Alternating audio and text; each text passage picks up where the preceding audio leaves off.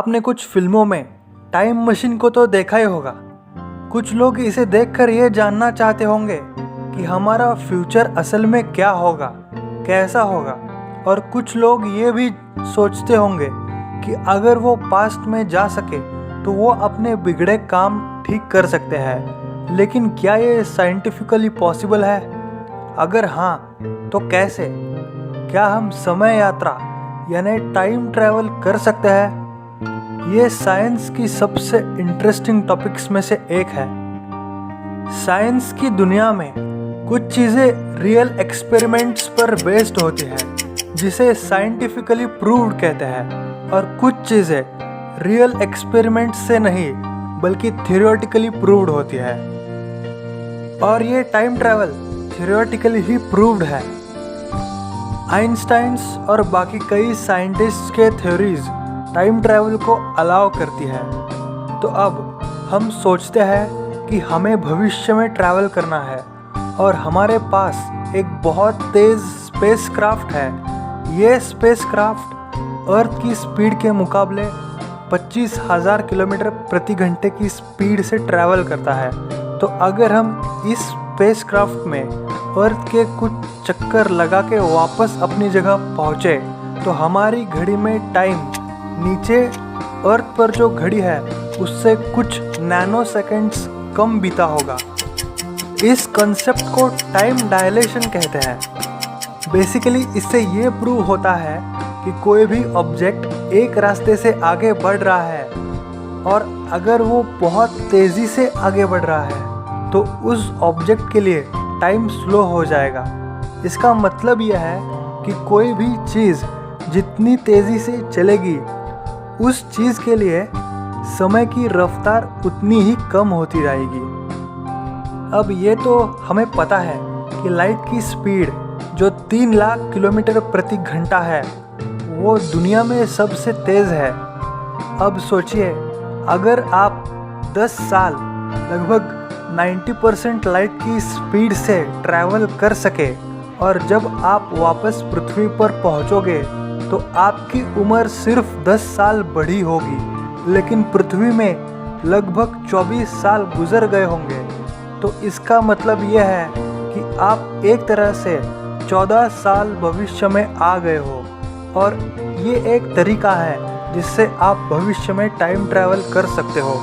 लेकिन लाइट की स्पीड से ट्रैवल करना इम्पॉसिबल है और इसीलिए ये सिर्फ थियोरेटिकली प्रूव्ड है, प्रैक्टिकली नहीं।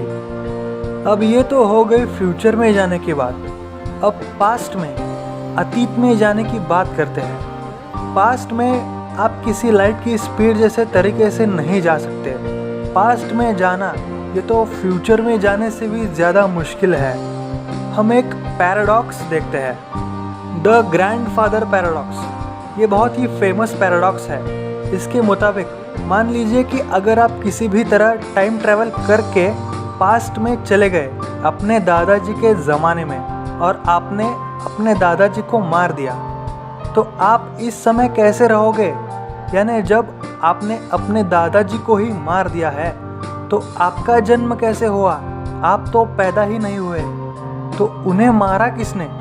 ये तो एक सुपर कंफ्यूजिंग प्रॉब्लम है जिसका कोई आंसर नहीं है। इसकी वजह से बहुत सारे लोगों का ये मानना है कि पास्ट में ट्रैवल करना इम्पॉसिबल है, लेकिन स्टीफन हॉकिंग्स का ये कहना है कि ये पॉसिबल है। इसका तरीका है वर्म होल्स। अब वर्म होल्स क्या है? आप वर्म होल्स को एक टनल कह सकते हो जो ब्रह्मांड के 2 जगहों और 2 समय को जोड़ता है। लेकिन ये कुछ ज़्यादा ही नॉन थियोरेटिकल चीज़ है। साइंटिस्ट ने दावा तो किया है कि वर्म होल का अस्तित्व है, लेकिन आज तक किसी ने वर्म होल को देखा नहीं। तो आप ये कह सकते हो कि इसके होने के चांसेस बहुत कम है और ये एक मिस्ट्री है और इसकी जस्ट थ्योरी ही एग्जिस्ट करती है। ये बात भी मैथमेटिकली ही प्रूव्ड है, प्रैक्टिकली नहीं। टाइम ट्रैवल का सबसे इंटरेस्टिंग तरीका है travelling through a time machine, जो सिर्फ इमेजिनरी है। मैंने ये पहले भी कहा था और ये कुछ ज़्यादा ही साइंस फिक्शन टाइप जैसा है। टाइम मशीन को चलाने के लिए हमें एक स्पेशल टाइप ऑफ एनर्जी चाहिए जिसका नाम है नेगेटिव एनर्जी। और नेगेटिव एनर्जी भी एक थ्योरेटिकल कॉन्सेप्ट है जो हर मिस्ट्री चीज़ों की तरह सिर्फ थ्योरेटिकली प्रूव्ड है और टाइम मशीन बनाने का कोई फॉर्मूला नहीं है।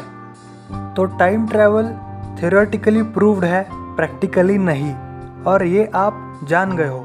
तो ये था टाइम ट्रैवल का एक्सप्लेनेशन।